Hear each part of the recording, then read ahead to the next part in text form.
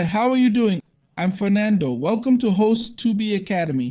Today, I'll show you how to change the sold out button text in Shopify. First, access the Shopify dashboard. On the left, click the online store button. The themes page opens. Find your theme. Click the three-dot button. A menu appears. Click edit code. The theme files page opens. In filter files, search for base.css. You'll see a file named base.css. Click it to open your store's style script. This contains all your store's appearance code. We'll scroll to the bottom of this script. Just go all the way down. At the last line, which is blank, press enter to add a new line. Next, we'll visit the host2b.net website. The link is in the description where you'll find the code we'll use. Simply click the button to copy the code. Let's click it.